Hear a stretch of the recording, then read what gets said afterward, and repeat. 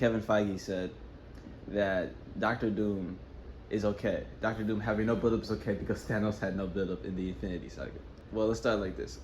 First of all, he's fucking wrong. Yes. I don't know what the fuck about. Like what? Second of all, it's very funny that he's dissing his own fucking work, the Infinity Saga, to hype up Doctor Doom. Yeah. When he knows that this is some bullshit that he just came up with on the fly because he wasn't confident enough. And that's really what it is. It wasn't confident enough. But let's just look at this, okay? The Infinity Saga, keep in mind, is supposed to be equal to the Multiverse Saga, right? Yeah. Which is very, very, like, even that idea is, like, really wrong for a couple of reasons that I'm gonna get to. Yeah. Let's just start it off with the Infinity Saga, right? Iron Man, Thanos was in there. Like, basically, the first 5 movies had no build-up, had no mention of Thanos whatsoever, right? Yeah. Which makes sense because Thanos comes from the planet Titan, right? Yeah. But we did get mention of an Infinity Stone, which is probably relevant, I think, because it's the Infinity goddamn saga, right?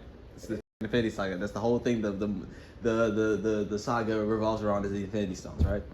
Thanos' motivation is the Infinity Stones. That's the big MacGuffin, right? Yeah. And the first mention of an Infinity Stone is in Captain America: The First Avenger, when we see the Tesseract, which in reality is one of the Infinity Stones. Yeah. Stones, yes. I think this is where the first problem arises, right? The Infinity Saga revolves around the 6 Infinity Stones, which are like material objects. They're MacGuffins that exist in space. Yeah. The Multiverse Saga revolves around the MacGuffin of the multiverse, which, as you may have noticed, is not a fucking MacGuffin. No. It's a setting, is it? Yeah, Isn't it? That's what I would assume, yes. It's a concept. But like, it doesn't really work as how the Infinity Stones would, right?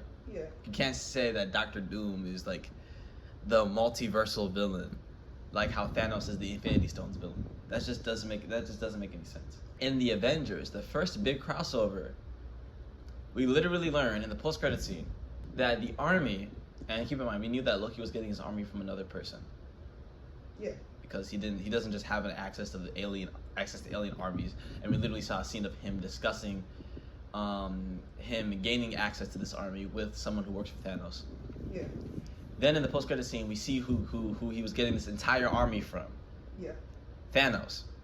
What? And he says, fine, I'll do it myself. Kevin Feige seems to think that this post-credit scene, not the entire movie, keep in mind, including the scene where Iron Man goes into space and gets PTSD because, as we learn in the second Avengers movie, he sees all of his friends dying, and what we later learn is Infinity War. Yeah. Kevin Feige seems to think that this one post-credit scene, unrelated to the whole movie, is Thanos' only setup in the whole Infinity Saga. Is this serious? That quite literally isn't true. You just couldn't, first of all, in that one movie that we just talked about, Yeah. you just made the entire thing his backstory. Part of his setup. Right. Because everything Loki did was tied to him. Because Loki was only able to do that because of him. Exactly. So Everything that Loki was because of Thanos. This god needed an army from this fucking purple nigga that we've never seen before. yeah. That it creates intrigue, right? Yes. Now, phase 2, this genuinely astonishes me that he said this shit, right?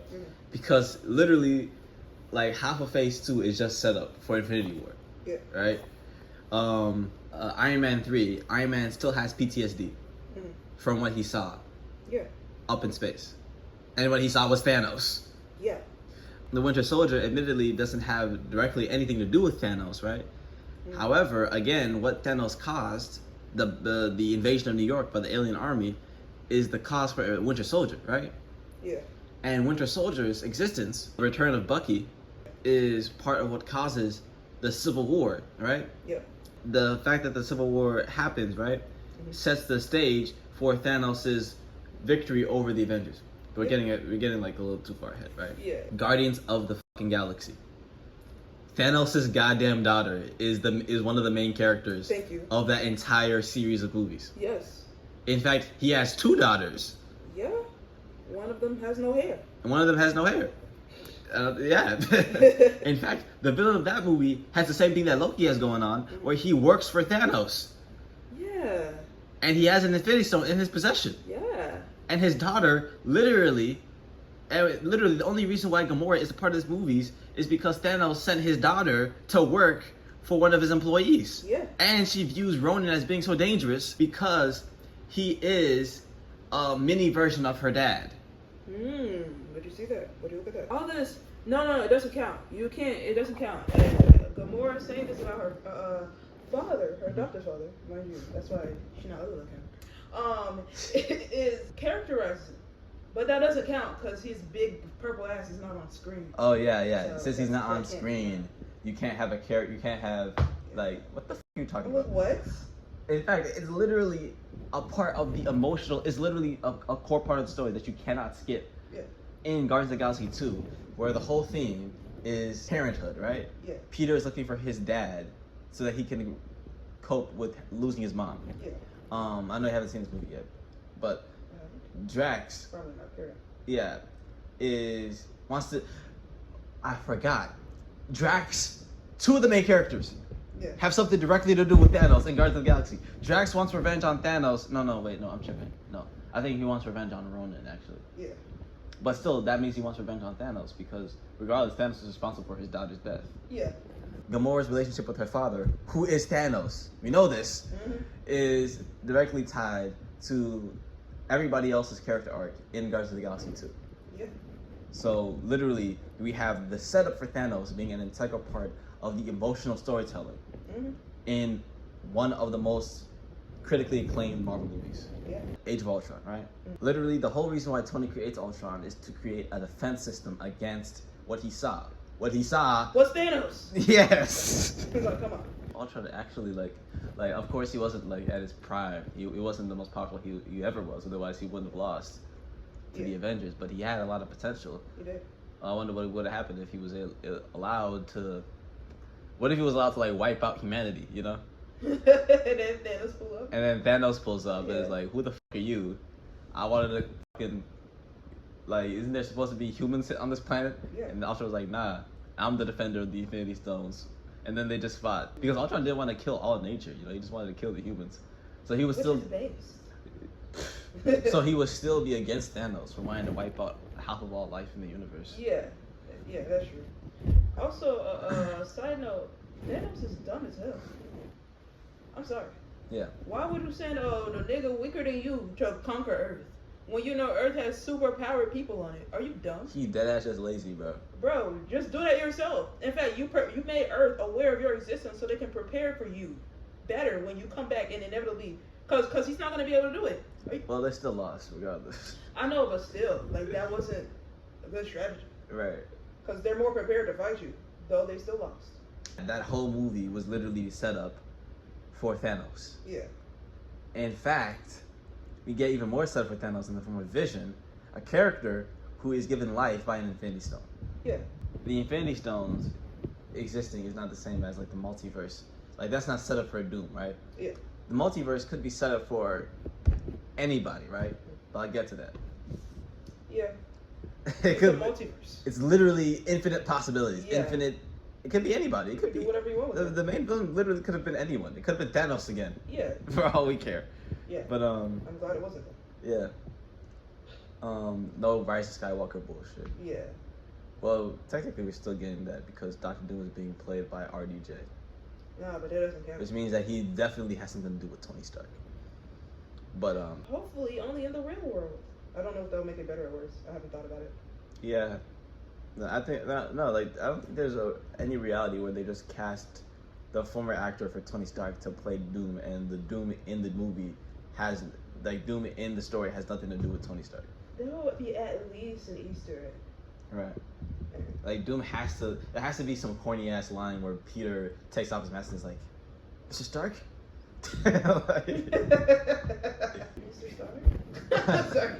Civil War is partially, again, because of Thanos. Yeah. Iron Man wants everybody to agree to the Sokovia Accords, not just because he believes that it's right, but because he believes that if the Avengers go down this path of fighting each other, they will be split and not be prepared enough to fight against what he saw. Yeah. What he saw being Thanos. Yeah. Like, basically, Iron Man's vision is fueling all of his actions in Yeah. phase 2 and 3. And since he's the main character, it's kind of important that his dynamic with Thanos is what's fueling pretty much all of phase 2 and 3, right? Mm-hmm. Because like the main character is pretty important. Yeah. Yeah, so that's definitely a lot of setup for Thanos. Yeah. And then of course, finally, he comes in Infinity War, right? So yeah, maybe he wasn't being set up in every single movie, like I was mentioning the Infinity Stones, right? Mm-hmm. A lot, but even I could see that Thor: The Dark World, even though it had an Infinity Stone in it, pretty much didn't set up Thanos at all, right? Yeah. At least I don't think so. There might have been a post-credit scene that I missed. I have no idea. They have too many. Not like I care.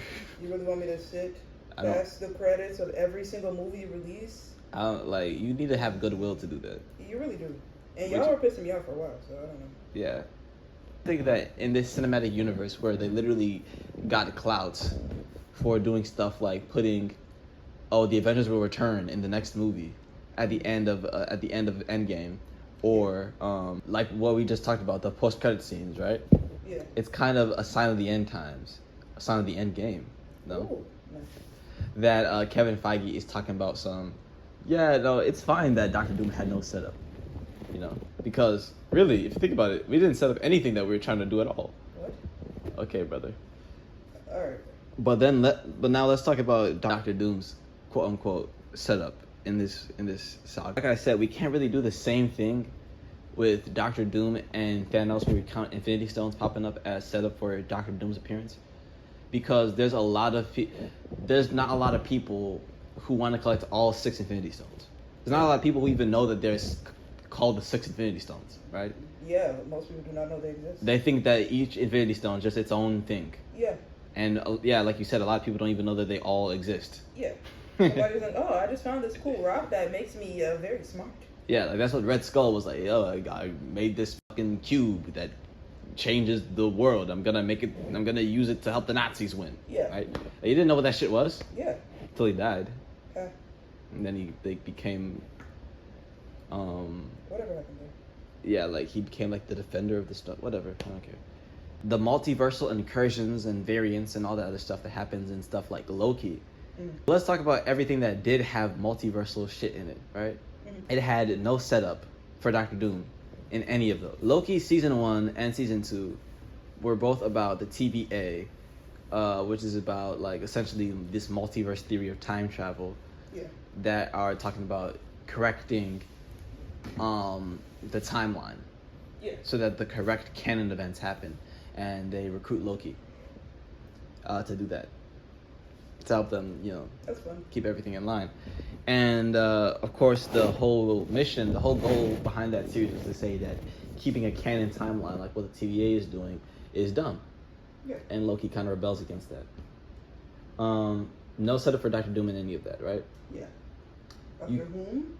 I will not say that the idea that changing the multiverse Yeah. to be how you want it, Doctor Whom, is set up for Doctor Doom. That's just extremely vague, right? Yeah. Keep in mind, the Loki TV shows were being made when they still thought Kang was gonna be the villain. Yeah. Before they just decided to change their minds, right? Mm-hmm. For whatever reason. We have no idea why. Yeah, well, we know. But I still can't believe that's the actual reason, so I'm just not gonna accept it. That's insane. Yeah, you know that guy whose literal whole thing is that he has an infinite amount of himself all across the multiverse? Yeah. He has one face. We're just gonna make it so that he has one face, and then since that face is an abuser, a domestic abuser, Yeah. we're gonna fire him and therefore fire the entire character. Okay, I like one of those reactions. You should fire him. But why don't we just get a different character to play him? Because maybe in at least one of these multiverses he could look different. Yeah. There's a No? lot of actors, that you could cast.